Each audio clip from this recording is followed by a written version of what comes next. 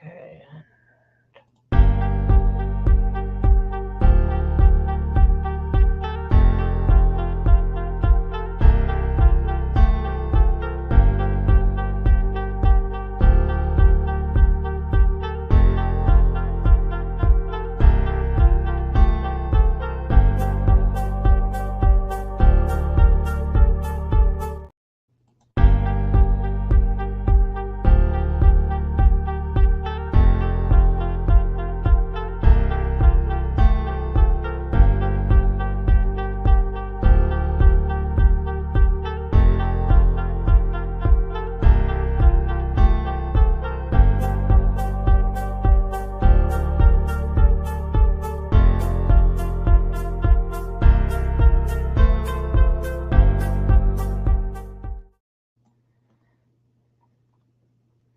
I think we got a heck of a shot of winning. We can beat anybody in the world, and I think we're going to win next Sunday. David Wells has pitched a perfect game. 27 up, 27 down. Baseball immortality for David Wells. And it's hit deep to left center. Andrew Jones on the run. This one has a chance. Home run! Mike Piazza, and the Mets lead 3-2. Bates against Joseph. Bates in on goal. Shoots. Metro! Defend Metro! And the Rangers have one more hill to climb, baby! This is the Cross Island Sports Network, where iconic moments get iconic coverage. You are listening to the Cross Island Podcast. Action! Hosted by Lyle Gillen and Errol Marks.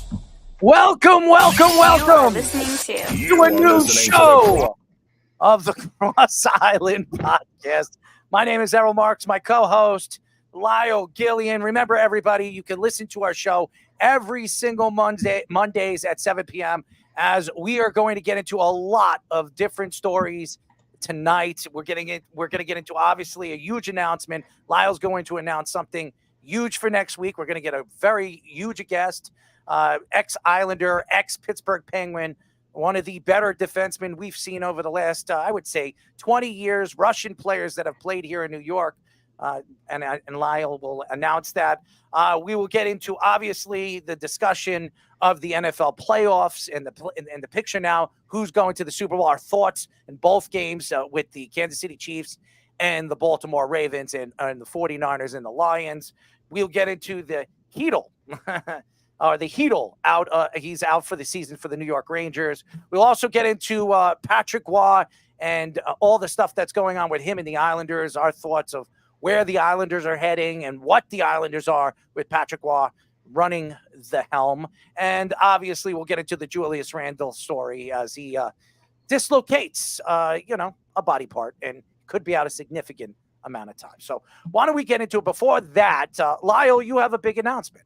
Yes, next week at 7:30 p.m., we will be having Darius Kasparaitis on the show. So definitely make sure you tune in. It's going to be a fantastic interview. There you go. Darius Kasparaitis. I've known Darius for a very, very long time. And this is a guy that absolutely deserves a lot of credit for the defenseman he turned out to be in the NHL and was a part of a lot of great teams.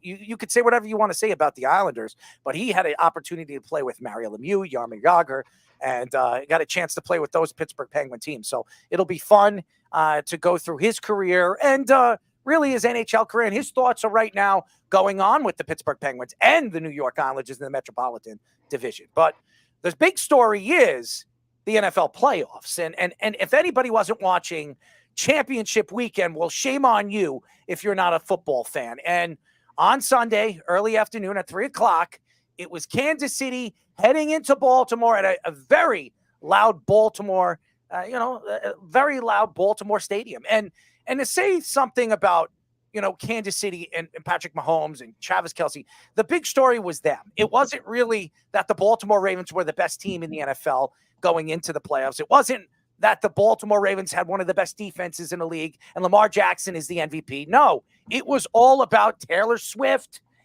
Travis Kelce, Patrick Mahomes, and what kind of star or stars were sitting in the press box for the Kansas City Chiefs.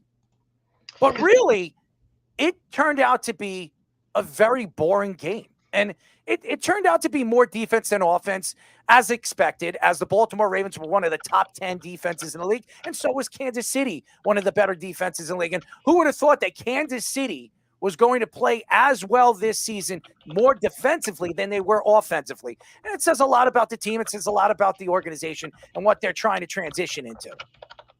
The problem right now for this particular Super Bowl is the Kansas City Chiefs. And I'm going to get into it because it's not going to be about the fact that Kansas City is heading to their, I think, 4th Super Bowl in the last 6 or 7 years. It's not going to be about that. No, not at all.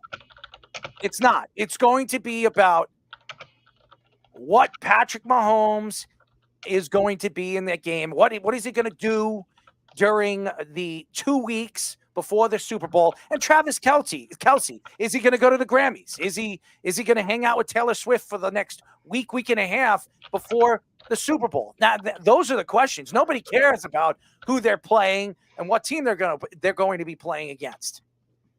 But this game on Sunday could have went so many different ways. And there's a lot of questions on the calls for John Harbaugh throughout each and every single quarter. But really, what kind of mistakes Baltimore made during the game that cost Baltimore a chance to win? And everybody wants to blame the Ravens and Lamar Jackson because he's obviously the captain, he's the quarterback, he's the MVP. Lamar did not have a bad game. He did throw a bad interception in the game, which cost him. Lamar was 20 for 37, 272 yards, 1 touchdown, 1 interception. Did he have a great game? No, he did not have a great game. But what Lamar Jackson did was keep his team in the game. But again, Zay Flowers scored, and then he taketh away. As Zay Flowers dropped the ball on the 1 yard line, rolled into the end zone, which is a touchback, which cost them 7 points, which cost them possibly a 4th quarter that could have been one for the ages. And Baltimore could not score no matter what they did in this game. They were on the 45-yard line, and Kansas City pushed them back. They were on the 35-yard line. Kansas City pushed them back. That was the huge problem. And Lamar Jackson, he did have a good game on his with his legs. I said that he was going to have at least 50 yards. He did. He had 8 carries, 54 yards, 6.75 in average. He threw over 272 yards. So it wasn't like Lamar couldn't throw the ball good in that game. Now, obviously, Patrick Mahomes was 30 for 39, 241 yards, 1 touchdown, no interceptions. He didn't make any mistakes. And Pacheco was really good, 24 carries for 68 yards, 1 touchdown. But really, Baltimore stuffed the running game from Kansas City. They made Kansas City one-dimensional in this game. But what killed them was Travis Kelce. And Baltimore going into this game, they knew who the number 1 target was. Everybody knew who the number 1 target was, and that was going to be Travis Kelce, who had 11 receptions, 116 yards, and 1 touchdown. But the problem really lied in the penalties. The penalties cost the Baltimore Ravens the game. No question that it did. And I will say this. I don't know what it is about Kansas City. I know everybody's going to sit here and say, oh, you're making excuses. I don't know what it is about Kansas City, but every single time Patrick Mahomes goes 4 and out or 3 and out, he's on the sidelines talking to the referees, complaining to the referees. And you see it during the intermission. During the break, during the commercial break, you see Patrick Mahomes speaking to the referees. You don't see Andy Reid doing it. You don't see Steve Spagnuolo doing it. You don't see any of them. You didn't see Nagy talking to the referees. No, you didn't see that. You saw Patrick Mahomes on the sideline with his coach talking to the referees and complaining. And then he comes out and there's a penalty here, 15-yard penalty here, 10-yard penalty here, gets him in to very good position to get a field goal or, put him in position in the 3rd and 4th quarter, which gave really Kansas City a very good chance of winning the game. And Kansas City, I just want to let you know, Kansas City was shut down in the third and fourth quarter. They were shut down. Absolutely shut down. They scored nothing in the third quarter. They scored nothing in the fourth quarter. Here's the problem. Baltimore couldn't score. They couldn't put points on the board. They made a lot of mistakes. The Zay Flower drop cost them 7 points in the fourth quarter. I think it was the fourth quarter when he dropped it. And then the field goal. If that was a touchdown, if Zay Flowers didn't have that touchback, the game probably would have went to overtime, 17-17 into overtime, and anything could happen. But it didn't happen that way. And a lot of the reasons were they could not stop the throwing of, obviously to Travis Kelce, Rashid Rice, 8 receptions, 46 yards. He was in good position in many parts of the third and fourth quarter to get that first down. And that Scantling, catch at the end of the game where Baltimore had him third, I think it was 3rd and 5 or 3rd and 6. And all they had to do was get the ball back. And hey, maybe Baltimore has a minute and 14 or a minute and 15 seconds to try to drive the ball down to score a touchdown. They couldn't stop Marquez Valdez-Scantling, who was really nowhere to be found throughout the game. He only had 2 catches for 38 yards, but that last catch was a big one. And that cost the Baltimore Ravens a chance to take this to overtime. And maybe, who knows, anything could have happened. Baltimore is very hard to beat in Baltimore. As a matter of fact, I think Lamar Jackson only lost like 4 or 5 games in his career in Baltimore. That's regular season and playoffs. This guy is almost unbeatable at home. The Baltimore Ravens this year were practically unbeatable at home. And then they go into a big playoff game against the world champion Kansas City Chiefs, who we all know had no top-end wide receivers. They didn't. They don't have a number 1 wide receiver. They don't. But they have a number 1 tight end. And if anybody, and I'm going to say this because I'm not, just because I'm a Jet fan, I'm just speaking the truth.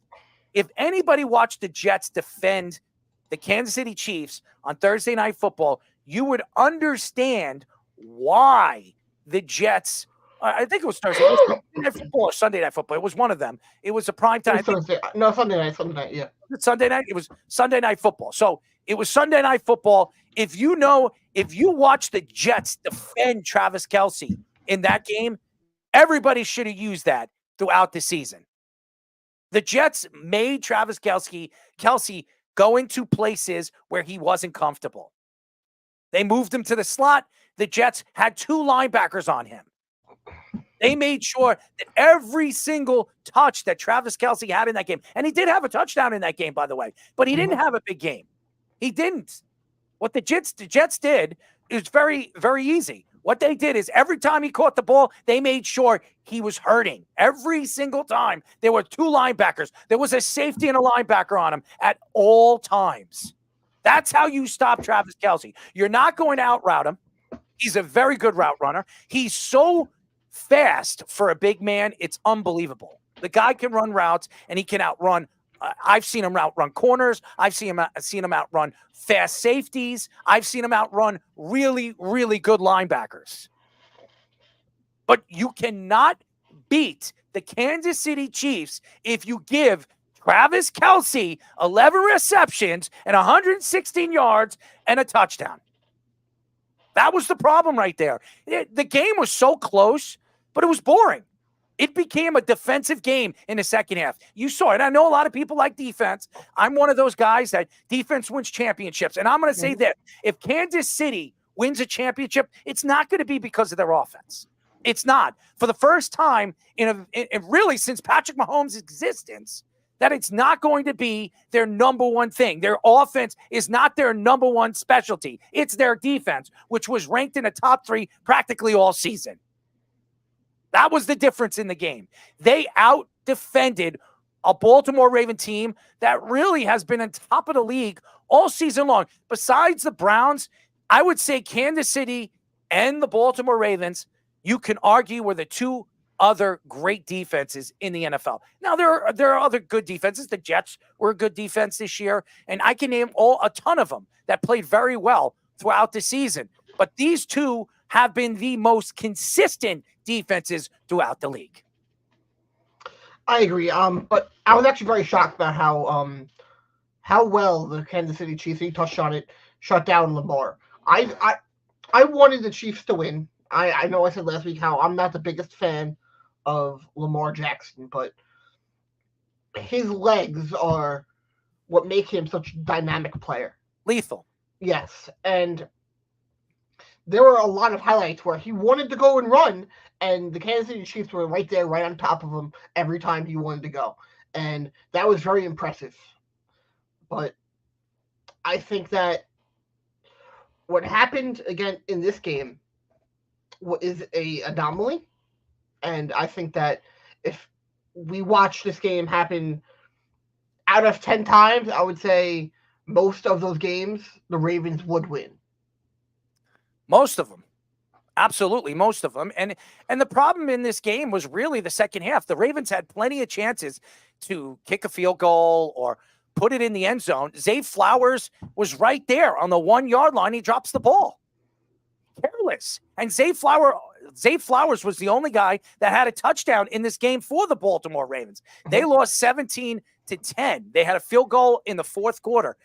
Zay Flowers was the only one that saw the end zone, but Zay Flowers had a chance to see the end zone twice. And him doing his dances after he scored a touchdown in the first quarter, it really showed, and it showed really what he did after he dropped the ball. And you see, listen, I'm not going to blame the kid. The kid had a great season. He really did. For a kid that wasn't expected to be as explosive as he was in his first year. And listen, they've had Bateman. Bateman was a big-time first-round draft pick. He's turned out to be nothing. He can't stay healthy. A lot of these guys, Odell Beckham, everybody thought Odell Beckham was going to be good this year for Lamar Jackson, his Baltimore Raven team. He wasn't. He was a shell of himself since he tore his ACL for a second time. So he wasn't really a big deal in that game. As a matter of fact, I think Odell Beckham, I'm going to look at his numbers. Odell Beckham. It was three receptions, 22 yards. 22 yards. 22 yards for the great Odell Beckham. Zay Flowers had 5 receptions, 115 yards, and 1 touchdown. But one drop that cost really the Baltimore Ravens the game. That one drop cost them the game. What I want to say I'm most shocked about is looking at how well the Chiefs shut down also the Ravens rushing game in general.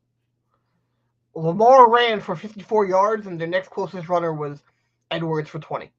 Well, they also fell behind. And I've said this. I was actually at the bar yesterday, hanging out in the second half. I was talking to a bunch of people at the bar, and I said, Baltimore's going to have to change it up. They're not going to be able to run the ball anymore. And he says, well, the game is close. And I said, just because the game's close, Kansas City is making them one-dimensional. Lamar's going to have to throw the ball. He's going to have to put the ball and push the ball down the field. And I was right. In the second half, Lamar was throwing the ball more than he was running the ball. And I'm not going to blame Lamar. Nobody was getting open. Aguilar didn't get open. Justice Hill, which they've been using him in the throwing game for the last couple of weeks. He had 4 receptions, 34 yards. Odell Beckham, like you said, 3 receptions, 22 yards. Gus Edwards had 1 reception, 16 yards. Isaiah Likely, who only saw the ball twice, had 16 yards. And he's been a big offensive weapon for Lamar Jackson. And then Mark Andrews, he comes back. He's one of the best tight ends in the league. I know he's been out for a significant amount of time, half the season. He had 2 receptions for 15 yards. That's not going to do enough against this Kansas City secondary. That has been one of the better secondaries in the league this year. The only thing, I look at with this Baltimore Ravens team, and Kansas City shut down their run game, and it really exposed them, I think, where their weakness is. Because when you shut down, and I mentioned it last week, when you are using the running game like Lamar, when you're using his legs, it opens up the field for other receivers, opens up the field for everything else. And when they shut that down and force them to use his arm, I think it exposed them as having maybe only one receiver. And that shows what they need to improve on. Get more weapons. I don't think they shut down Lamar Jackson. I don't. They shut down the passing game. I don't think they did. I mean, Lamar Jackson threw the ball pretty well. 20 for 37, 20 for 37, though, is not great. But it's not bad. It's not. I mean, again, Lamar Jackson is not going. You make it seem like it's not. I don't think it's good. But I mean, look at that line of average. It's just over 50%. Like, I look Lamar at that. Was trying to Lamar, and I don't know if you were watching the game fully. Lamar was trying to push the ball down the field. If you I'm not saying he was bad. I'm just saying that they shut down the passing game, and like that's not a great stat line. But I don't think that it was. I do think they did shut down that passing game. They took out the running game. They forced them to do things that they didn't want to do, and that's what their game plan was, and it worked. I think Lamar was trying to go for the home run the whole game. He tried to throw the ball down the field to Odell Beckham. It didn't work. He tried to throw the ball down to the field. One time it worked to Zay Flowers. It didn't work.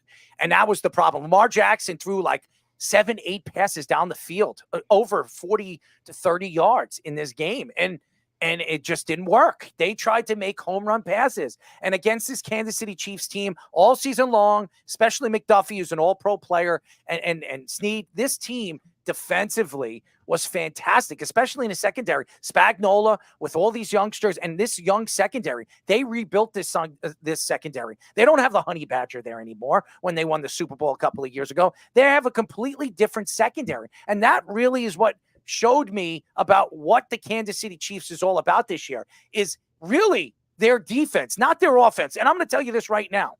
If Kansas City, and we'll get into the San Francisco game. If Kansas City plays this way and this sloppy against San Francisco is going to kill them.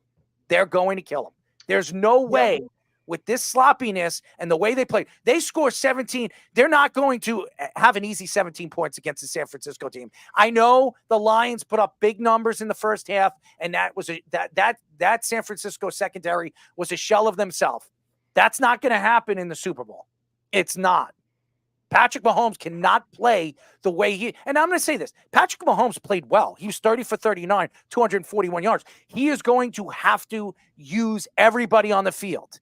Everybody on the field if they expect to beat the 49ers. Because if it's just Travis Kelce and Rashee Rice, what do you think Kyle Shanahan's going to do? He is going to shut down, or he's going to try to shut down Travis Kelce and Rashee Rice, their two best options. They're going to make them try to run the ball with Pacheco, which, by the way, one of the best run-stopping teams in the NFL is San Francisco.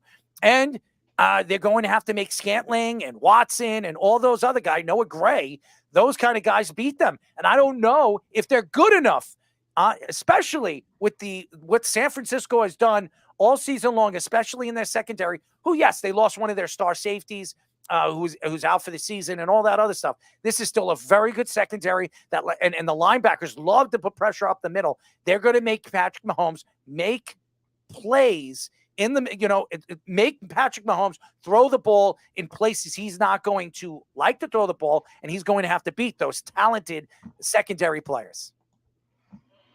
You brought up the San Francisco game. Now, I was absolutely shocked with, one, how San Francisco defense played in the first half, and then two, how the Lions defense played in the second half. I went upstairs. I was like, okay, game's over. It's 24-7. And I went to bed. I woke up the next morning, 34-31. What? Well, I will say this. I watched the whole game, and I'm not going to lie. The Lions gave the game away in the third quarter. The Lions gave the game away in the third quarter because, to me, Jared Goff was playing so much better than Brock Purdy. Okay, Brock Purdy, for anybody that loves Brock Purdy did not have a good game. He was 20 for 31, 267 yards, one touchdown, one interception. But and Brock Purdy ran the ball pretty well. I've never seen Brock Purdy have five carries for 48 yards in a game. He ran the ball pretty well. I was shocked, absolutely shocked, how Brock Purdy ran the ball. And I give him a lot of credit because he saw the seams, he ran through the seams, and he got those first downs. Christian McCaffrey, He's great. No matter what happens, Christian McCaffrey, if he touches the ball 20 times, he's going to get close to 100 yards and 2 touchdowns. That's how good he is. He's the best running back right now in football. But really, that offense was not good throughout the game. They really weren't. Now, Deebo Samuel, his numbers started to come in the fourth quarter. Mm-hmm. He started catching the ball in the fourth quarter because the first 3 quarters, he touched the ball like I think he was targeted 9 times. It says right here, and he had 8 receptions. He probably caught the ball 4 times throughout the first 3 quarters, and then the last quarter he caught the ball 4 times, and he got a lot of his yards in the fourth quarter. And Brandon Ayuk, he did have a touchdown in the game. He only had 3 receptions for 68 yards. Brandon Ayuk did not have a great game. He really didn't. This is one of the more explosive, fast, wide receivers in the NFL, especially what we've seen over the last, I would say, 8 to 9 weeks in the NFL. Ayuk is one of the more explosive wide receivers and a free agent going into the offseason. I expected Brandon Ayuk to have a very big game against this Lions young defense. He didn't. It wasn't really that the San Francisco 49ers came back and they demolished them in the second half. It was really the Lions gave the game away. They were up by 17 going into the third quarter. And then a lot of crazy things happened. They were on the 49ers 30-yard line, and it was 4th and 2 or 4th and 3. They decided to go for it. They got stopped. They took the ball down. They kicked the field goal. Then they got the ball back. Mistake happened by the Lions. They got the ball back, and they scored a touchdown. And then the Lions made another mistake after that. They got the ball back on I think it was the San Francisco 49ers. I'm sorry, the Lions 30 or 35-yard line, and they took the ball down, and they scored again and tied the game. It was 24-24 going right into the fourth quarter. And then it was anybody's game. And because they're in San Francisco, the crowd was loud. This is a young team. They made a lot of mistakes in the fourth quarter. They did. And they got outplayed in the fourth quarter. What it came down to was not going for that field goal. I think that, especially where they are, I know the Lions, they like to do that on 4th down, but you got to take the points in these games when you have them given to you. The last thing I could say about the Lions, the last time the Lions were in this predicament was when Barry Sanders was on the team. And they went to and they went all the way, if I'm not mistaken, went to an NFC title game. I think it was 80, it was in 83 or something of that magnitude. And they lost in the NFC title game. Same way in this fashion. Same way. And I'm just saying it. This is a team that made a lot of mistakes. I mean, Jahmyr Gibbs dropping that ball, which gave the San Francisco 49ers a chance to put the ball in, and they did. Jahmyr Gibbs had an okay game. He didn't play as well as we expected Jahmyr Gibbs to play. He caught the ball 3 times and only had 11 yards. He ran the ball, 12 carries for 45 yards, and he had a touchdown. In the first half, he looked great. In the second half, he looked like a shell of himself. David Montgomery had a sensational game. Why were they not pitching him the ball? He was running the ball so well. 15 carries, 93 yards, and 1 touchdown, averaging almost 6.2 a carry. Why did they stop handing him the rock? It made no sense. None of it did. Sam Laporta was all over the place. By the way, congratulations to Sam Laporta. He's an all-pro. I think he's the second-team all-pro tight end. This guy is the next big thing. You want to talk about the next George Kittle, the next Travis Kelce. This guy is as good as we've seen a tight end in a very long time. This guy could block, he could score, and by the way, he plays injured. He had a bad knee going into the playoffs. He played in every single one of these games with that bad knee and still put up the numbers. So I'm going to tell you right now, they're in very good shape for the next 2 to 3 years until these guys become free agents. Sam Laporta, this guy's going to be a star. He's going to be an all-pro player every year. The fact that he's a rookie is very impressive. St. Brown was another all-pro player. He had a great game. He had no touchdowns, 7 receptions, 87 yards. Great game. Great game for St. Brown. But when they needed him in the big fourth quarter, he couldn't produce. He couldn't get open. And that was the problem. And you saw Jared Goff in the fourth quarter struggling, trying to get those open guys, those open receivers. And I'm going to tell you this right now. Josh Reynolds dropped two very big passes in the third and fourth quarter that could have put the Lions in a very good position to even score or even kick a field goal. And I'll tell you this right now. Dan Campbell is not a coach that is not going to go for it on 4th and 3 or 4th and 2 or 4th and 1. He always goes for it. So I'm not going to blame Dan Campbell on the reasons why they lost. They did what they do. That's what they do. Dan Campbell is going to go for it no matter what, even if it cost them the game. It cost them the game. That's really what it did. He went for it twice on 4th and 3 and 4th and 2, and they couldn't beat it in. That was the problem in this game. That was the biggest problem in this game, is not getting that 4th and 2 and 4th and 3, which cost them a chance to get 3 points in both predicaments. And if they had those 3 points, maybe it was 33-34, and maybe Detroit doesn't, maybe they go for the 2-point conversion on one of them when they scored that touchdown or something like that and put themselves in a better position to tie the game. So I don't blame Dan Campbell because he does what he does. I blame really the whole team, the play calling for the offensive side of the ball in the fourth quarter. I'm not going to blame Johnson, who, by the way, is going to get that job with Washington. He's getting it. Who do they replace him with? I'm sorry? Who do they replace him with? I don't know.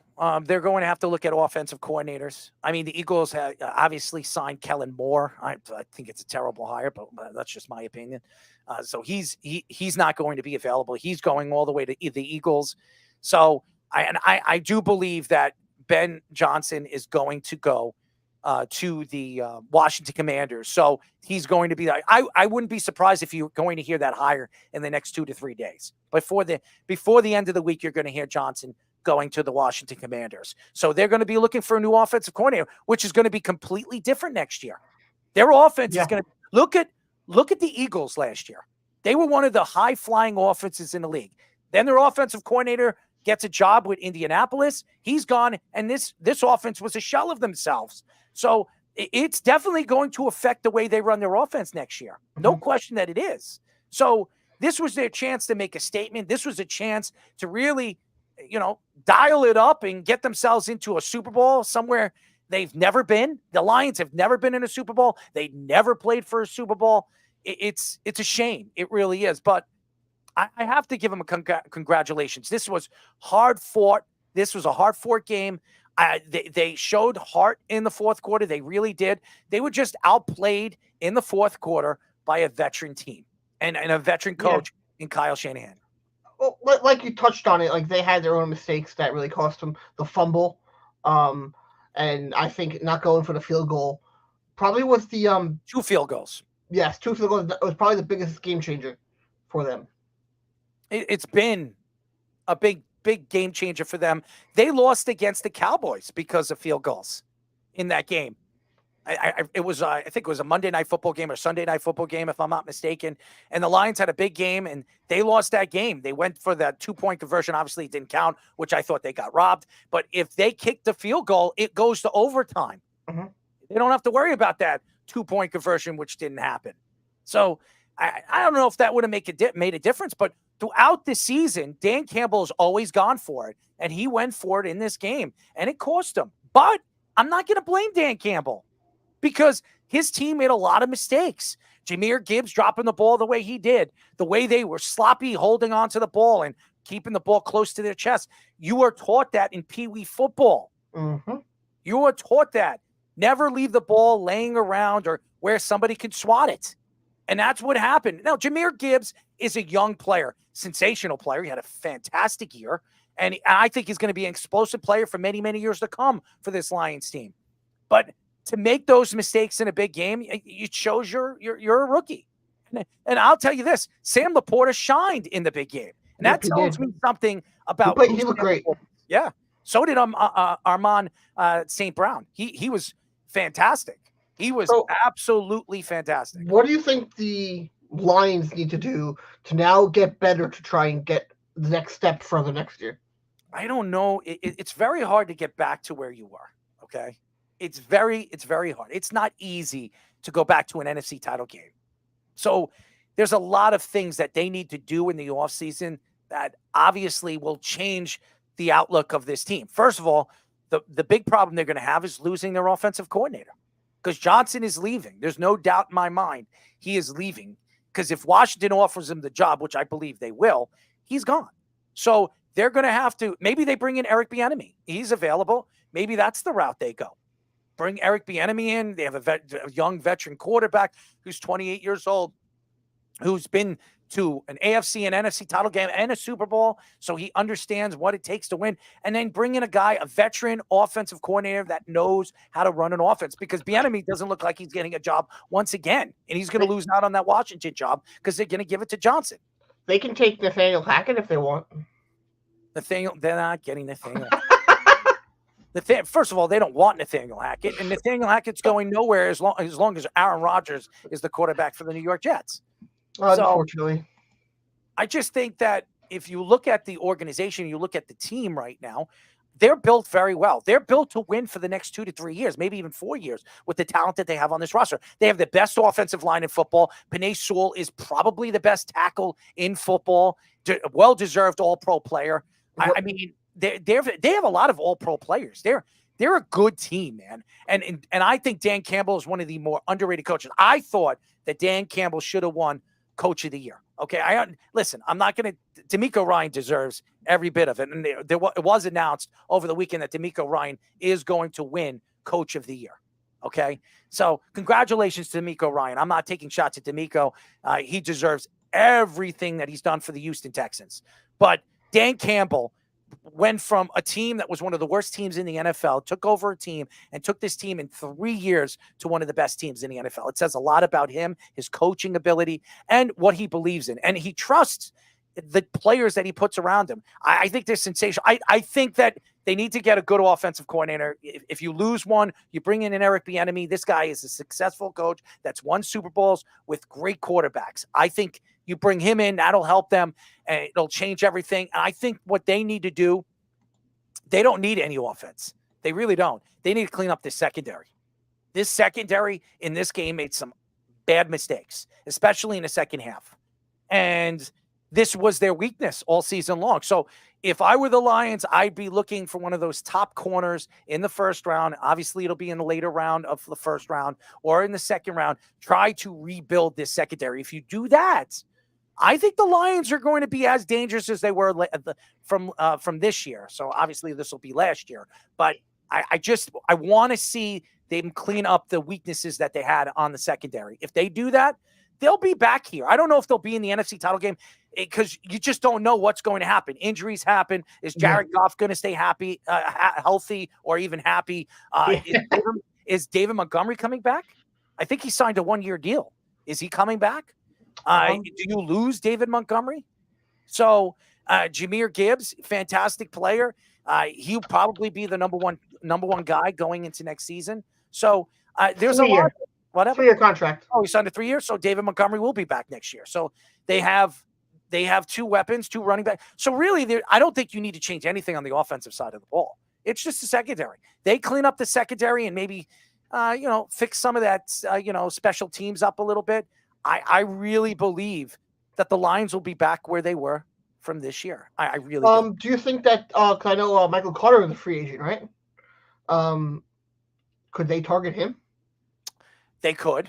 I don't know how much money they have on the cap, but they could definitely target him. Here's the problem with Michael Carter. Michael Carter is a slot corner. He is, yeah. So, but we've seen teams in the past overpay slot corners and put them at a second guy or a first guy. Yeah.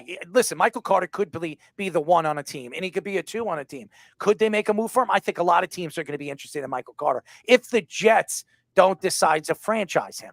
Now, they have to look at Bryce Huff too. They have to franchise him if they can't re-sign him. So the Jets only have one franchise move, and they're going to have to decide, is it going to be for Michael Carter or is it going to be for Bryce Huff? Or are they going to re-sign Bryce Huff and then franchise Michael Carter? So there's a lot of questions for the New York Jets and what they need to do in the offseason, but there'll be teams interested Lions in Bryce have Huff. $58 million in cap space. I'm sorry?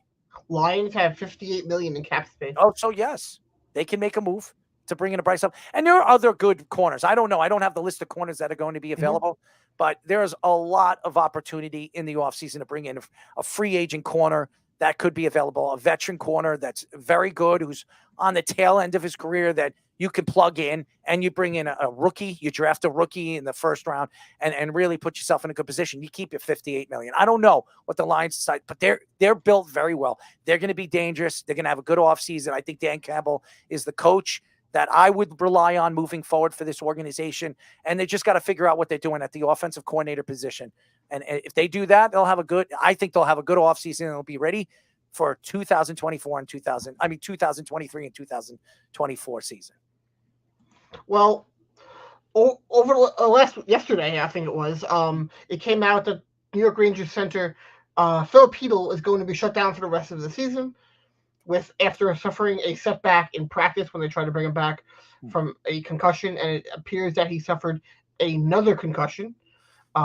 This is very dangerous, as earlier in the year we saw the former Philadelphia Flyers center retire for a multiple concussions, and it was Patrick Nolan, and it's very dangerous. And we've seen how concussions could damage you in the future, and they're definitely making the right decision right now for him as a human being, because that should be the first priority for every team.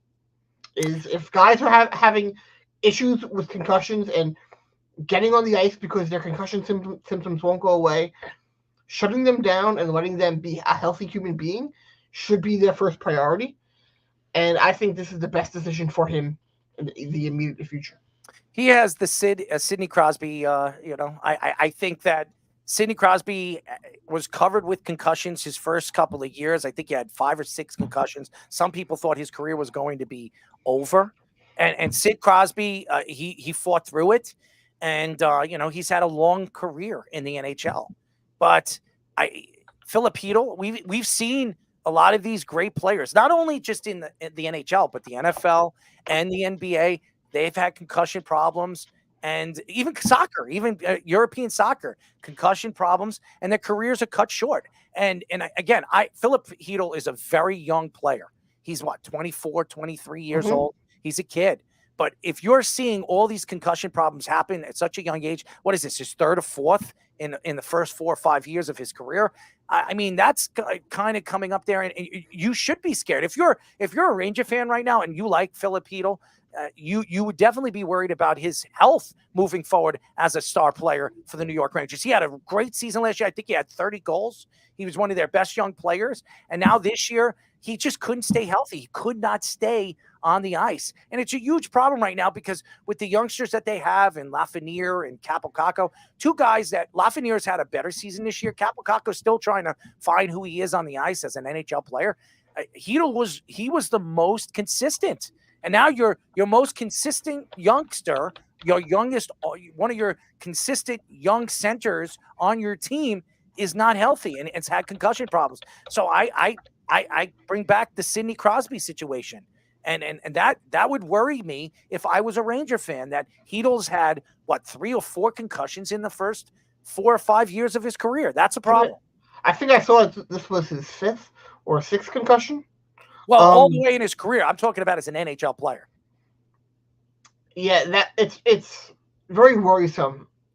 And I of course wish him the best. I'm a fan of his. I think he's a very talented player. I like watching him play, but you got to put your health first. This is just a game. And this is where the NHLPA has to come in with their history, or being able to support guys and being able to show that that they have the fund, that if you have to retire for health reasons, they can support them or help teach players how to save money. So if this does happen in the future to anybody, they know how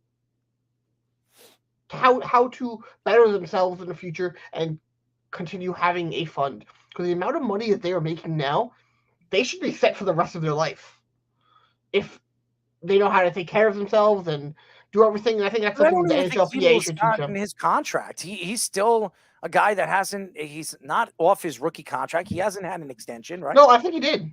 Did he get it? What was his last year? Last year, I think it was 4 something.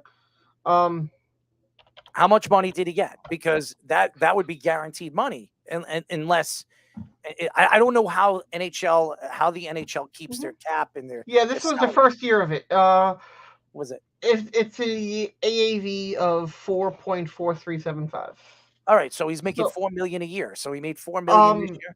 So the way the NHL cap works is that, like, if it's 4 years, $20 million, it'll go by the average. So the average of that is $5 million a year. So that's how the cap would work. But so if you end up doing it like backloaded, it'll still be a $5 million. Do the Rangers save money by doing this? If they put them to LTIR, yes, which they probably will. If they put them to LTIR, they could essentially go over the cap by 4.4375 billion once they get to the cap limit. Then they can use that money. But well, they'll probably use that at the trade deadline then. Yeah, but the thing is, if you move someone to LTIR, you stop accruing deadline cap space, and so whatever is more for them is what they'll use. Interesting. What are your thoughts to Patrick Roy for the New York Islanders? I mean, I know it's still early, and Patrick Roy is still figuring out some of the players. I mean, he's coming from junior hockey. I mean, he did win a championship, so I want to see more of Patrick Roy. This is a guy that's been successful in the NHL as a coach, as a player. For the 3 years that he was in Colorado, he had a winning record. He was very good. His problem is just him opening his mouth. So your thoughts on right now Patrick Roy in his first 4 games as a New York Islander head coach? I think it's exactly what I would have expected. You know, we've seen times when it was looking really good. You know, they played very well against Vegas, and they couldn't get the win. We saw them start off slow against Montreal, but the rest of that game they played very well. And then against Florida, they didn't look that great, but they found a way to get a point. You know, and then against Dallas, I didn't think they looked that great either. There's still a lot of the stink left over from Lane Lambert. A lot of very bad habits, a lot of things that they're doing from a team standpoint in the defensive end. They're going to have to get some of that stink off. I think once they get it off and they start getting rid of the bad habits, and, you know, Patrick Roy has touched on that before too, that they have a lot of bad habits. And once they get rid of that and get that out of their system, I think they're going to. The only thing that's keeping the Islanders in the Metropolitan Division is all the teams aren't playing well. I mean, the Rangers haven't really played well in the last couple of weeks, either as the Carolina Hurricanes, either as the Philadelphia Flyers. So the Islanders are sitting right there still in 4th place because the division hasn't really played well in the last couple of weeks. So if the Islanders have another one of those skids where they lose 4 or 5 games in a row, they could be completely out of the playoffs. Probably, yeah. What I found very interesting right now is that they are 5 points out of 3rd in the division and 5 points out of the 2nd wild card. So they could end up being in top 3. They could end up being in wild card and facing the Rangers or whoever's in 1st in the Atlantic. I think it's Toronto. But they have some work to do still. And I think that where we would really see what Patrick Roy does differently for this team would be next season, if he still has him around. Right. I think giving them because I think they're going through training camp right now with a new coach, essentially a new system. It's going to take it all matters. What really hurt them was that they didn't do this sooner. It really matters if Lou Lamoriello stays. Now, Lou was really reaching, and him coming out and saying that Patrick Roy was the only guy he was interested in bringing in tells me one thing, and it tells me that Lou was reaching. I think that's bullshit. I think that's bullshit. I don't think so. I think he as soon as he fired Lane Lambert, you heard Patrick Roy was getting brought in. So no, I think obviously his thought was to get rid of Lane Lambert. I already know where I'm going, and I'm going to bring Patrick Roy in. That's what I believe. I think he was targeting other people, and they all said no, or it just didn't work out, for whatever reason. But who do you think he was targeting? Because I mean, how many guys, honestly, how many great coaches are available right now? There's no Peter Laviolette available right now. There really isn't. So who is he going to bring in if it wasn't Patrick Waugh? Patrick Waugh is a successful coach. He went to junior hockey. He won a championship. This guy has been successful in the NHL with Colorado. He just didn't get a chance. And a lot of people were wondering why the Rangers didn't hire him in the offseason. They went with Peter Laviolette, which was a great move by them. I'm not going to say that it wasn't. But we all know that Patrick Waugh and Chris Drury are very good friends. They played with each other in Colorado. So it's not like, hey, you know what? The Rangers didn't interview him. A lot of people have interviewed Patrick Waugh. They're afraid of him because of some of the things that he does off the ice. As a coach, I think he's consistent. I think he will find a way to win when he figures out what this team's strength is. He does have good players. Bo Horvat is a good player. Barzal is a good player. Are they great players? I don't know. And Sorokin is not having a great year. And that has a lot to do with the defense. This defense has been putrid all season long. They can't do anything. Pellick just comes back. Pellick he's looked a shell of himself. Lou Lamoriello, a year and a half ago, gave him an extension, 8-year extension. Since then, Pellick has not been the same player. He's making, $8 million a year? And then he had a concussion last year too, and since then he has not looked the same as a player. But UX2 is out there, who I personally wanted them to hire, who does not have a job right now, was Claude Julien. He won a Stanley Cup. He's a good defensive coach, so he did a great job with those Bruin teams. He then did a good job when he went to the first couple of years of Montreal before they started rebuilding. I think that's a coach that, if at the beginning of the year, if when Lane Lambert really started to skid, if you hired him, I think that would have been a good hire. But I don't think Lou Lamoriello is the type of guy mid-season to go fire your coach and hire an interim that's already on the staff. He's going to go out there and hire somebody that is a new voice. And I think that's why he waited, because he wanted a new voice, and sometimes it's not the right time for some guys. Maybe mid-season someone didn't want to come in, but I have a hard time believing that he went to Patrick Waugh first. Me personally, I just don't believe that. You know what it is, and I'm going to say this. I don't know. And by the way, Carolina has been playing, and I read what you posted up here. Carolina has played well over the last month. I would say month, okay? But they've probably been the only team in the Metropolitan Division. I mentioned everybody, even Carolina, but I'm looking at Carolina's schedule. Carolina's won probably out of their last 12 games, they've won about 8. So they've played well. All right. So I'm not going to say, but Philadelphia has not played well. Pittsburgh hasn't played well. The Devils haven't played well. Washington hasn't played well. Columbus hasn't played well. The Islanders haven't played well. The Rangers haven't played well in the last month. So, I mean, and then you look at right now, you look at the Atlantic Division. Boston's played well. Florida's played well. Tampa's played well. Toronto's played well. Detroit's played well. I mean, all 5 teams. And honestly, all 5 teams are making the playoffs. All 5 of these teams are making the playoffs. Detroit's definitely making the playoffs. I'm sorry, they are. I think the Rangers right now. It's the Rangers, Carolina. That's 7 teams right there. 8 teams make it, right? I think it's either Philadelphia or the Islanders. That's it. It's either Philadelphia or the Islanders. I don't think Flyers make it at all. I don't think Carter Hart returns. I think they fall out. It's either Philadelphia or the Islanders. If the Islanders have the number 1 spot, who do you think they're going to play in the first round? They're going to play Boston. And Boston's going to kick you know what out of them. No. I think that the one plays the 8. Who's the one plays? I think the Islanders go into 3rd. If I looking at the standings earlier.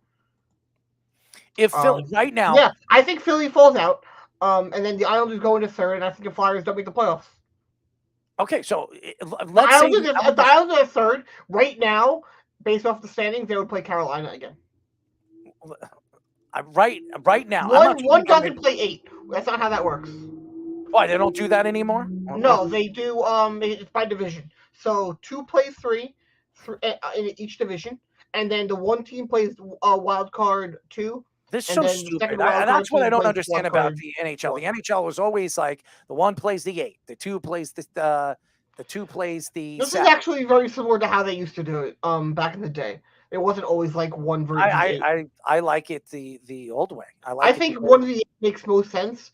But I actually like I've always liked this format. Yeah. Playoff format. I think it builds more in-division rivalries, which I think has happened, and I think it's great. Let's get into our final story. Julius Randle could be out a significant amount of time. He hurts himself. I think he dislocates his shoulder against the Miami Heat on a weekend game. And listen, the Knicks are playing great basketball, and this hurts the Knicks completely because now do the Knicks go after a DeJounte Murray? Do they go after somebody like that and expand with their team? Because right now the Knicks are in a position where you lose OG Anunoby tonight. He's going to be out for maybe because of an elbow situation, so he could be out maybe 1 or 2 games. And OG's not going to be 100% healthy. That's a huge problem moving forward. You need OG after losing Randle. Randle could be out 3 to 4 weeks with a dislocated shoulder. He could be out a significant amount of time. He might not be back until the last 3 weeks of the NBA season. So the Knicks need that offense. You lose an offensive player like that. If you look at Julius Randle's numbers, he's averaging like 24 points a game. He's averaging how many rebounds? He's averaging about 8 or 9 rebounds a game. He's averaging about 6 to 5 assists a game. You lose that offense in your lineup. And there is stories coming out that Mitchell Robinson will be back before the season's end. So the Knicks losing a guy like Julius Randle, it's crazy to say this because I'm not a big Julius Randle fan. This puts the Knicks in a really bad position because now with all those picks that they have 6 first-round draft picks for the next 2 years. They're going to have to use those picks to find a player that could fill in for Julius Randle, at least give him somewhere around those points where it can help the Knicks move forward. And if they lose Jalen Brunson for a significant amount of time, the Knicks are screwed. They need Jalen Brunson to stay healthy. The Knicks cannot push Jalen Brunson in the second half of the season after the All-Star break like a lot of people think that they might. And if they do, Tom Thibodeau's always pushed players over the years, pushed them until he drains them. And then the playoffs come around and they're not the same players. Tom Thibodeau cannot do that with Jalen Brunson. If he does that, the Knicks are going to be in a lot of trouble. I have to look back at that trade they made against OG. They gave up 2 guys who were those were good pieces to have. And you can't look at it in hindsight's 2020, but you look at it and you think, that depth, losing that depth does hurt now because now, yes, OG is probably not going to be out long term. No, he'll miss 1 or 2 games. Yeah, but if somehow say a couple weeks he hurts that injury even more, and then something else happens. That was some depth that they really hurt. They have to go out there, I feel like, right now and get some depth. It doesn't have to be guys who are your starting rotation guys, but they have to get something to fill in that depth because now the guys who were behind Julius Randle are now in the starting rotation. So now they have more holes on their bench, and I think that's where this injury with Julius Randle hurts the most. I think it hurts in their starting lineup. I mean, you're getting 24 points. I'm talking about they don't have the depth on the bench in the long term, and because now you had that guys in that starting lineup. But here's another thing: they were building chemistry. Julius Randle wasn't forcing the ball up. He wasn't trying to put up 25 points. He was sharing the ball around the perimeter. This team was really playing the best basketball I've seen in the last 3 years. And then you lose a significant piece like that. That puts him in a really bad position. Now, Jalen Brunson is having a good season. He should have been first team in the All-Star game. I have no idea how the fans did not vote him in as a first team point guard. I think he's been the best point guard in the Eastern Conference this year. But, it is what it is. It's not – I don't want to see Jalen Brunson play in the All-Star game. I don't want to see him wear himself out or hurt himself moving forward for the regular season. I think the Knicks need Jalen Brunson, and I think the Knicks need to be careful with Jalen Brunson. They don't want to push Jalen Brunson too much where, again, this has been Tom Thibodeau's thing. It's been a huge, huge problem for Tom Thibodeau over the years, even with those Chicago Bulls teams with Jimmy Butler and Rose and all those other guys and Noah. All these guys were pushed in the regular season to get that top seed in the bracket, and then they get into the playoffs and they get beaten down by teams that are more healthier. The Knicks need to be smart. That is going to be a very big story moving forward in the second half for the New York Knicks. They have to be careful on the way they use Jalen Brunson, and they need to find another offensive option in trade or off of waivers whenever they become available.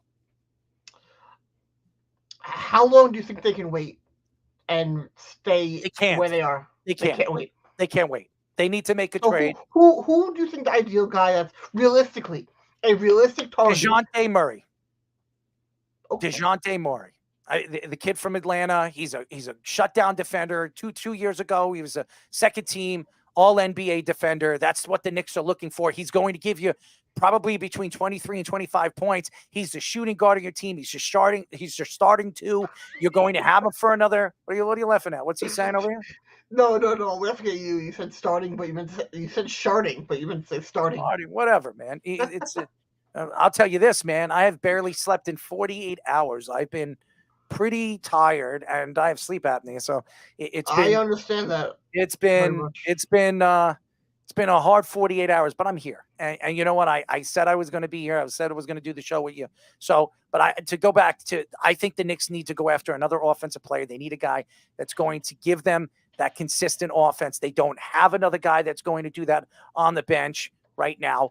I mean, Hartenstein is played very, very well. I've been very impressed with him taking over for Mitchell Robinson, who's been injured, and Mitchell Robinson can't stay healthy, but Mitchell Robinson will be back. Julius Randle will be back at one point this year, but the Knicks don't want to fall behind where they're in a playing game where they're going to be a ninth seed playing in, and they have to win that game, and there's no guarantees to that.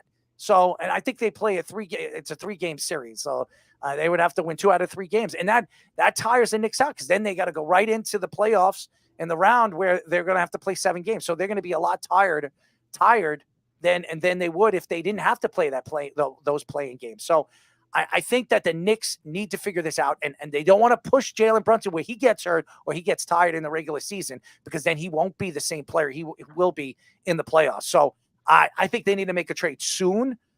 Like I said, Murray is the biggest name that's available, and losing a guy like Julius Randle, you can now, or you have to now, look at a DeJounte Murray because he fits what the Knicks are trying to do. So they need a star defensive player that likes to play defense, and he's a good perimeter defender, and he could score at will. He could shoot the 3 pretty well, and he could take over games to help Jalen Brunson and take the pressure off of Jalen Brunson when need be. So I think that's the move the Knicks need to make sometime before the trade deadline, which is, I think, in a week or so. I think it's like a week, if I'm not mistaken, with the NBA trading deadline. It's very close. It's before. I think it's before the All-Star break.